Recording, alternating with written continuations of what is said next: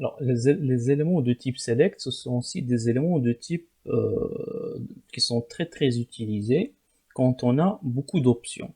Alors, les éléments du type select, c'est par exemple les listes déroulantes que vous rencontrez lors de l'inscription sur un site, etc. Quand il vous demande par exemple votre pays d'origine, d'accord, ou bien votre pays de résidence.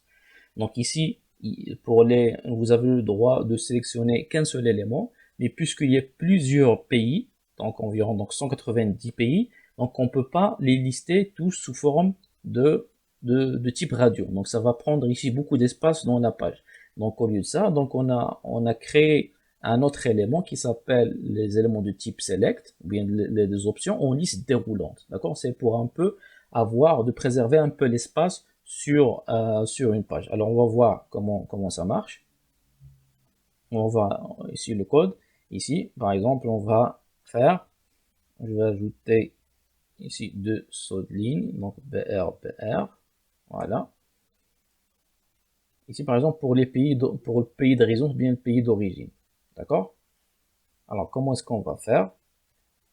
On va faire, c'est la balise select. D'accord? Et comme pour les formulaires, donc elle a un début, elle a une fin. Donc c'est dans le début de select et fin de select, contrairement aux inputs qui sont des balises qu'on appelle auto-fermantes. Donc ils n'ont pas besoin de s'ouvrir et de refermer. Donc ils sont des balises qu'on appelle auto-fermantes, c'est-à-dire qui n'ont pas besoin d'être refermées. Donc voilà, très bien. Alors maintenant pour le select, il y a ce qu'on appelle les options. Vous voyez, comme tout à l'heure avec les radios, donc on parlait des options parce qu'ils permettent de choisir une seule option. Donc ici aussi dans Select, ils nous permettent d'avoir des options.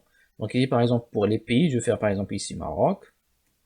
Une nouvelle option, par exemple je vais faire Algérie. Une nouvelle option, je vais faire par exemple Tunisie. Tunisie. Je vais faire par exemple option en France. Tiens, par exemple Espagne. Tiens, par exemple Italie. Voilà. Save. Reload. Voilà. Vous voyez? Donc normalement, le comportement de cette liste déroulante, il est le même que celui des radios. Parce que aussi il nous permet de sélectionner un seul élément. Mais quand est-ce qu'on utilise des éléments de type radio et des éléments de type select? C'est quand on a par exemple ici, si on a par exemple ici plusieurs choix, c'est par exemple une vingtaine, une cinquantaine de choix, donc c'est pas possible de le faire tenir sur une seule page, ça va être beaucoup trop long, d'accord? Donc au lieu de ça, on insère ce qu'on appelle les éléments de type select. Donc ils ont quasiment la même fonctionnalité, sauf qu'ici avec Select, on a plusieurs choix. Donc on peut aller ici jusqu'à des centaines de choix dans un seul élément.